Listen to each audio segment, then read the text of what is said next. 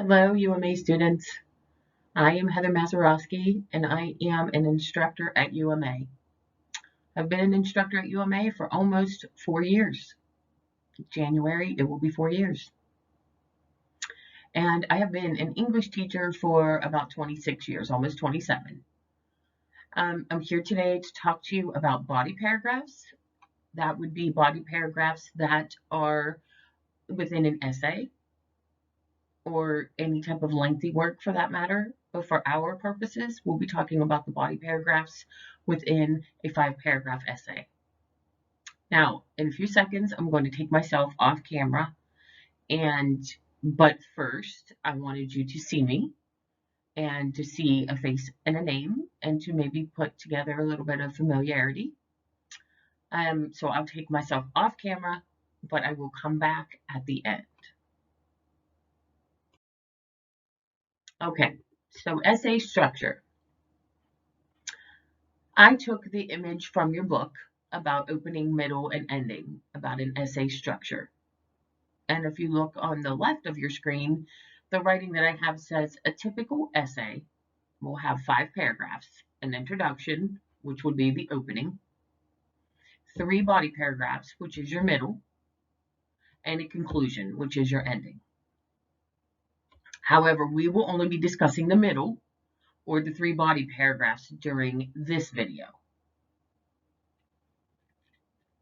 And if you notice, within the middle, it talks about advancing your thesis, test your ideas, support your main points, build a coherent structure, use different levels of detail. We will talk a lot about this, not necessarily each one of these. I will also put my own spin on it, if you will, from my many years of teaching English. But we will be focusing on primarily these ideas that are presented in the middle block there that's in the image on your screen.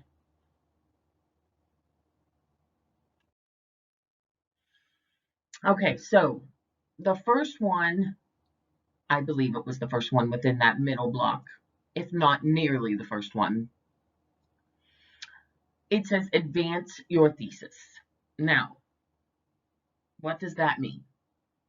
Now, if you remember, a thesis statement, first of all, is the last sentence of the introduction. And it is one sentence that states your topic, plus your 3 main ideas that you plan to discuss in the rest of the essay. So, advancing your thesis just means developing it into those 3 body paragraphs that we're going to discuss as we go through this video. And I have stated there, if you stated a thesis in your opening, which everybody would if you're going to be doing particularly a 5-paragraph essay, you could advance it in the middle paragraphs by covering your main points and supporting them in these ways. Now, these ways, I mean, I have some listed on the right-hand side of the screen, and then as we go through, I do believe maybe 2 more slides, we'll talk about ways that you can advance your thesis. Again, advancing your thesis simply means developing it into the 3 body paragraphs, or probably maybe a better way of thinking it is developing the 3 main ideas that are in your thesis.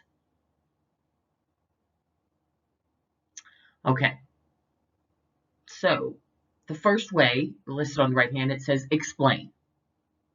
So I can explain my 3 main ideas in 3 different paragraphs. By explaining, that is things like provide important facts, provide details, provide examples. So I can choose to develop my ideas by explaining them. I could choose to develop my 3 main ideas by narrating them. That means share a brief story or recreate an experience to illustrate an idea. So I could tell maybe many stories within each paragraph. I could describe, which means tell in detail how someone appears or how something works. So I'm describing something, someone, possibly a place. So I'm telling about it in great detail.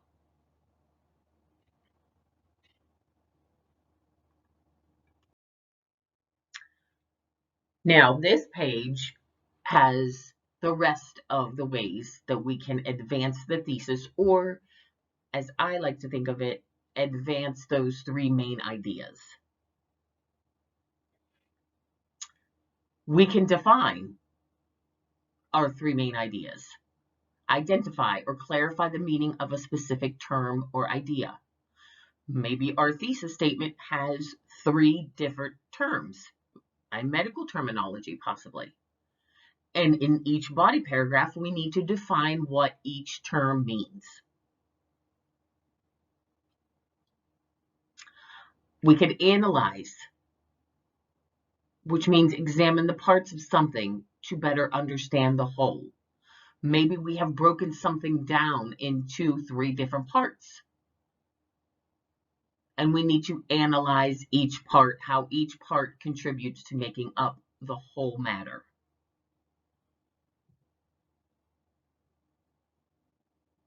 Very similar,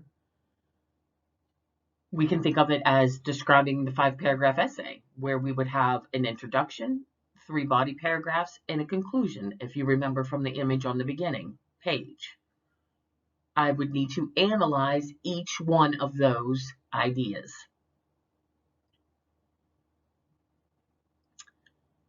I could compare and contrast, which means I'm providing examples to show how two things are alike or how two things are different.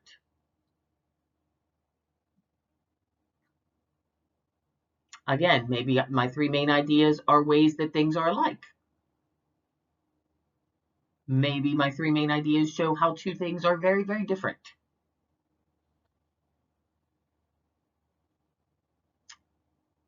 I can argue, and this typically would be in probably argumentative type writing, debate maybe, if you will, type writing or speeches, which means I would use logic and evidence to prove that something is true. So in each of my body paragraphs, I would be arguing or showing with logic and evidence that something is true.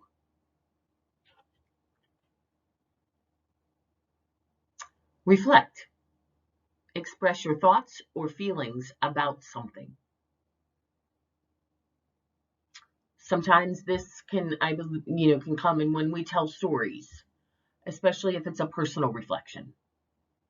And we give maybe our 3 main ideas in our thesis, we kind of reflect on those memories, if you will, or ideas, if you will, and give our thoughts or feelings about those times, memories, ideas. And then cite authorities. This is going to be when we add expert analysis or personal commentary. Personal commentary meaning obviously that we would be somebody who actually witnessed it or experienced it firsthand. And then add in your expert analysis would obviously be, where did you get your information? Did if you looked it up in the UMA library, where cite the source that you used. So citing authorities would be citing a source, or a personal commentary, meaning did you personally witness it, or did you have an eyewitness interview? So somebody that would be a first-hand source. Now, certainly these can blend. So for instance, it doesn't mean that the body paragraphs are going to follow absolutely one way. Maybe there's a little bit of argue and analysis. Maybe there's a little bit of compare and contrast and analysis. Maybe there's a little bit of a defining and possibly arguing. So it doesn't mean that it has to follow one particular idea or way throughout. Sometimes they blend, and that's okay. But these are just different ways, again, that we can develop our body paragraphs. Sometimes we don't even realize that we're picking a way to develop our our body paragraphs. And sometimes we don't realize it because it's going to depend on the type of writing that we're doing. They almost just go naturally. So that's why next I'm going to talk about types of writing. And hopefully it may become a little more clear to you that the ways that we develop our body paragraphs almost come a little naturally to us, depending upon the writing we're doing. And sometimes based upon the assignment we're given.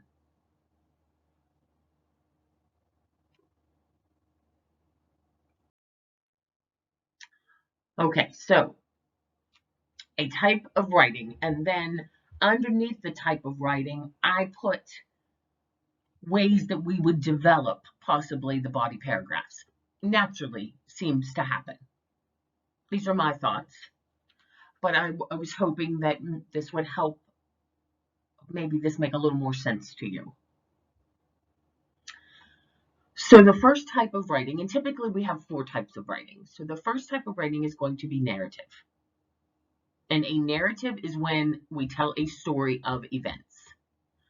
Sometimes that story of events is about our own personal life. Sometimes that story of events is made up. We've made the story up. It's fictional. Sometimes that story of events is something we actually witnessed. Maybe we are writing, we witnessed a car crash. Maybe we saw an incident at work where somebody had fallen and we need to write, so we witnessed that. That would be narrative type writing because we're telling the events that happened. Now, the way that the body paragraphs would develop naturally, again, I think, in this type of writing is by narrate or reflect. Because in each one of those body paragraphs, we're reflecting on the event or we're telling the story of the event.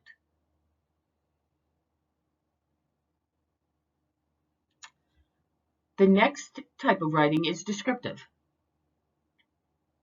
And it means to describe something, someone, or a place. Very detailed. The type of writing, or the way that our body paragraphs would develop would probably be by describing, because we're going to describe what someone appears to look like. We're going to describe those features. We're going to describe what something looks like. We're going to describe a place. So that would be how our body paragraphs would naturally develop.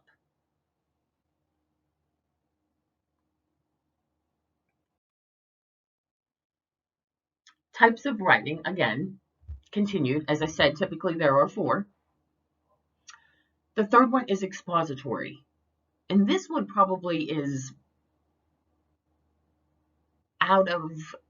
this one is probably the one we do the most. And it is to explain a process, to define, and possibly to analyze. Now, so we're going to explain some type of a process, or we may be defining some terms.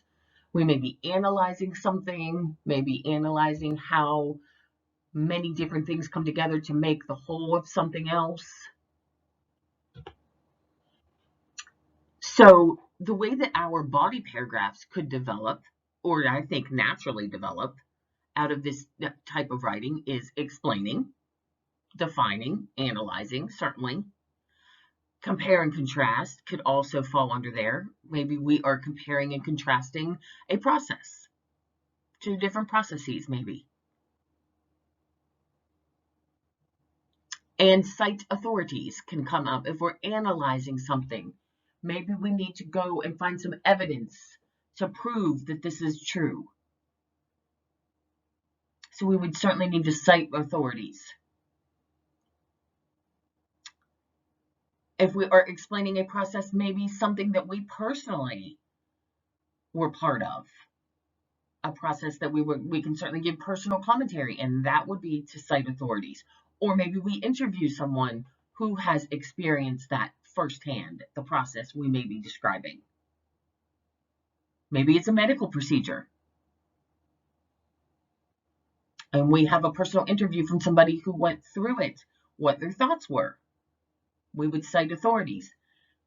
Possibly then we could also add in some reflect when we develop our paragraphs, because we would be reflecting on what that person said.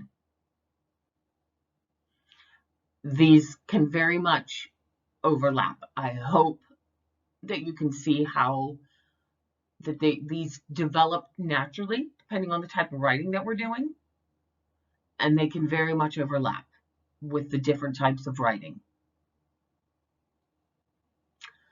The final type of writing is to persuade.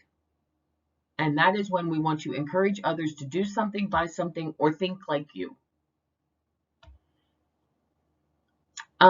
Typically, when we're persuading, this can be very similar to argue, where we would maybe be in like a debate situation where we want to prove that what we are saying is true, and we want others to agree with us.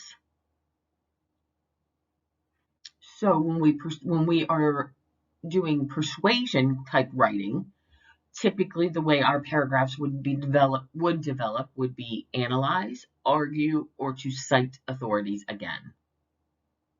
We may be analyzing some ideas to show or to prove that what we are saying is true.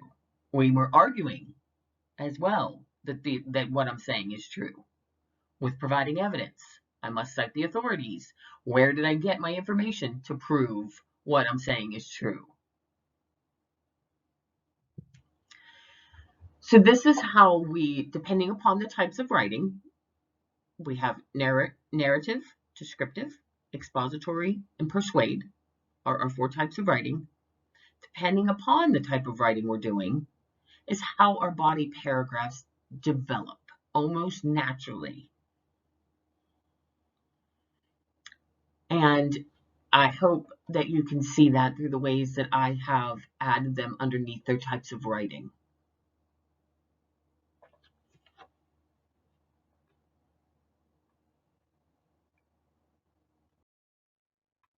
So what does this mean? What does this mean? And why am I talking about this? So it's important for us to consider when we're writing an essay that when we're creating our body paragraphs, we must consider what type of writing we are doing so that we decide how to advance our thesis statement. Or again, how do we develop our body paragraphs? Sometimes, most of the time, it develops naturally just because of the type of writing we're doing. But it is certainly something that we want to keep in mind. And I'm going to share with you an example next of something that I wrote, and hopefully that it makes, again, maybe is helpful to make even more clear what I'm trying to express to you through this video with developing your body paragraphs.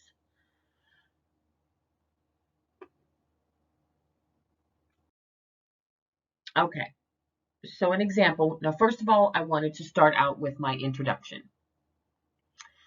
because first of all, within the introduction, hopefully we get a sense of what type of writing I'm doing. And I wanted to make sure, obviously I have it highlighted there, we see what the thesis statement is, because then we decide how we're going to develop those 3 ideas in the thesis statement into body paragraphs. All right, so when I was 19 years old, my father died after 8 agonizing months of cancer treatments. It was bladder cancer, and it was said to be the result of him smoking most of his life. Many questions began to arise among my family, including my father, such as, is it operable? Is there treatment? What is the prognosis?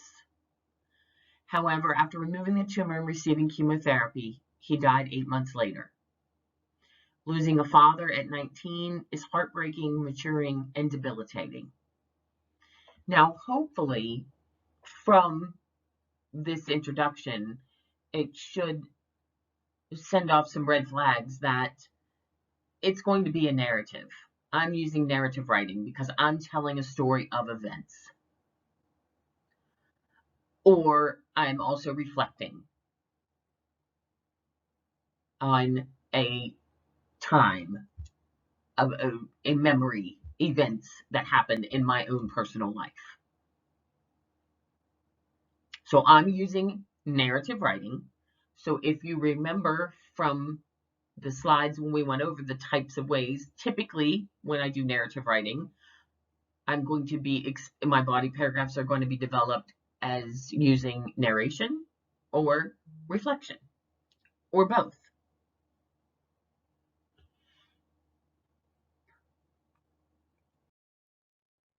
So here is my first body paragraph. Now, one thing that I did want to point out, again, just as a reminder, is the paragraph development of the topic sentence, supporting specific details, and a concluding sentence. That your body paragraphs obviously will have that development. That's very important. So that's why it's highlighted, just as a reminder that that is the development of a paragraph. Now, I will never forget the day that broke my heart forever. It was March 17th, 1989, a Friday. I had stayed with my sister and brother-in-law because my mother was at the hospital with my father. At 7:15-ish a.m., we received the news that he had succumbed to the cancer and died. The void and emptiness in my heart will never mend. So, again, developing that my first idea in my thesis, if you remember, said losing a father at 19 is heartbreaking.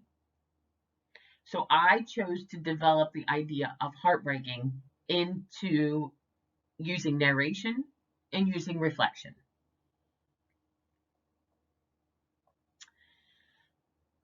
And now, hopefully, what I want you to see is what I wouldn't want to do, and maybe someone could make it work. Maybe there's very, very gifted writers out there. But something that I probably would not want to do is analyze, maybe in this particular sense. I don't want to analyze why I was heartbroken. My father died. Why I don't want to go into the analyzing why I was heartbroken and analyze those facts. Nor do I want to maybe cite some sources as to why somebody is heartbroken when they lose a loved one. And the reason being is because when I began my writing, I began it as a narrative, as in I was telling a story. If I wanted it to be a different type of writing, then I would have started it differently.